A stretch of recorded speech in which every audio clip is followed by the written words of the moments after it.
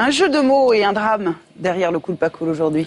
Oui, ça fait quand même des jours que je me pose la question, mais pourquoi est-ce que les prix du chocolat n'augmentent pas alors que plus un gramme de cacao ne sort de Côte d'Ivoire depuis 3 mois. La Côte d'Ivoire qui est le premier producteur mondial du cacao avec 1 200 000 tonnes par an.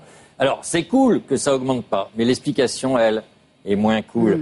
Oui, parce que partout les prix des produits alimentaires augmentent à cause de la hausse des matières premières agricoles. On l'a vu sur le blé, sur le maïs, sur le riz. Et là, en plein cœur de la crise du cacao, zéro augmentation. Pourquoi ? Réponse, des manœuvres spéculatives de stockage, des stockages de fèves de cacao, un imbroglio politico-économique, pour citer le site spécialisé, le blogfinance.com, imbroglio au cœur duquel on retrouve, hélas, et oui, la famille d'Alassane Ouattara. L'après-paquebot commence bien. Alors, qu'est-ce que c'est que cet imbroglio exactement ? Je vais simplifier et résumer. En matière de spéculation, il faut toujours simplifier et résumer. Alors, le premier producteur de cacao ivoirien est la société Armajaro Trading Limited.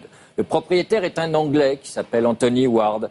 Et le directeur Afrique de cette société s'appelle, lui, Loïc Folorou. Un Français. Et c'est là que ça se corse, parce que Loïc Folorou est le fils d'un premier lit de Madame Dominique Ouattara, épouse Alassane Ouattara.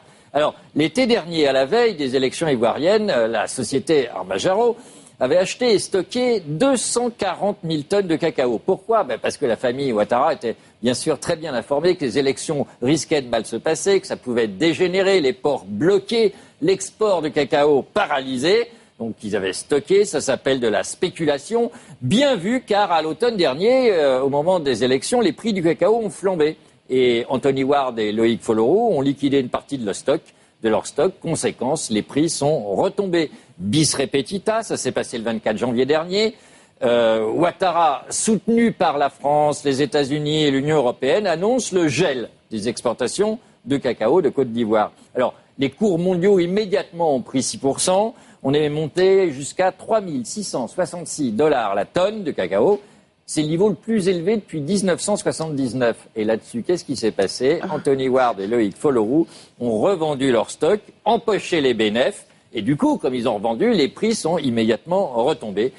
Vous savez maintenant pourquoi les prix du chocolat n'augmentent pas. La société Armajaro stocke d'avance et revend à mesure pour empocher les bénéfices. Alors, précisons 2 choses. 1, c'est que cette spéculation est parfaitement légale.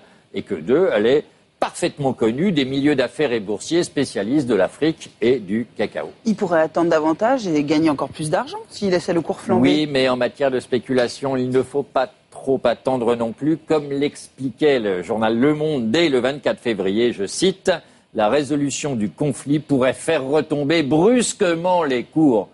Un bon tien vaut mieux que 2, tu l'auras. » Voilà. Conclusion, M.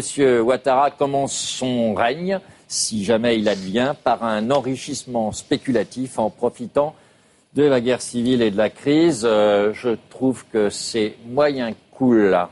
Et pas très bon signe pour l'avenir de la Côte d'Ivoire, dans tous les cas. Je traduis votre pensée, pas cool.